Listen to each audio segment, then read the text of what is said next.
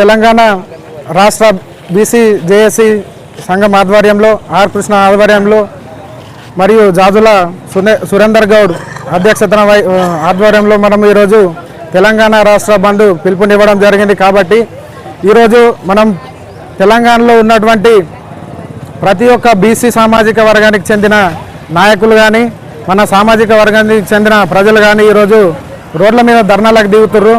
కాబట్టి ఎందుకంటే మనకు మన అసెంబ్లీ ఎన్నికల్లో హామీ ఇచ్చినటువంటి మన కాంగ్రెస్ ప్రభుత్వం ఏదైతే ఉన్నదో కామారెడ్డి డిక్లరేషన్లో 42% ఇస్తా అని ఈరోజు మాట ఇచ్చింది.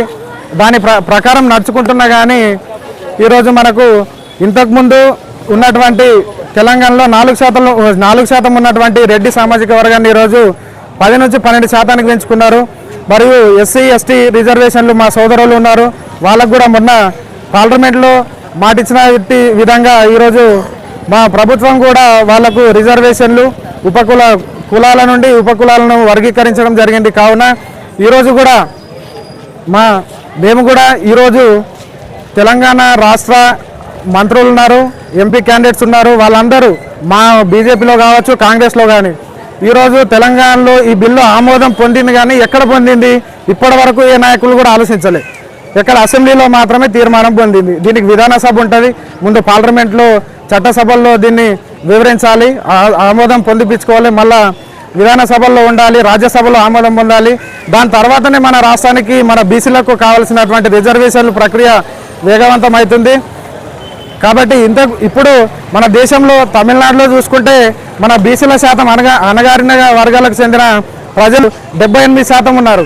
ఆ రోజు అక్కడ ఉన్నటువంటి రాష్ట్ర ప్రభుత్వం మన ప్రభుత్వం పైన ఒత్తిడి తెచ్చి వాళ్ళు 78% తెచ్చుకున్నారు. ఈరోజు మనం కూడా అలాగే మనం అందరం ఒక ఐకమత్యంతో ఉండి ఏకతాటిపై నడిచి మనం అందరం సమంజసంతో ఉండి మన ఎంపీ క్యాండిడేట్లు ఉన్నారు, 8 మంది మా వాళ్ళు ఉన్నారు, 8 మంది మీ వాళ్ళు ఉన్నారు, మన రాష్ట్ర నాయకులు ఉన్నారు. కాబట్టి వాళ్ళని పార్లమెంట్లో బిల్ పాస్ చేయమనండి, దాన్ని చర్చించమనండి. దాని తర్వాతనే మనం దీన్ని ఈ ప్రక్రియలోకి తీసుకుంటాం.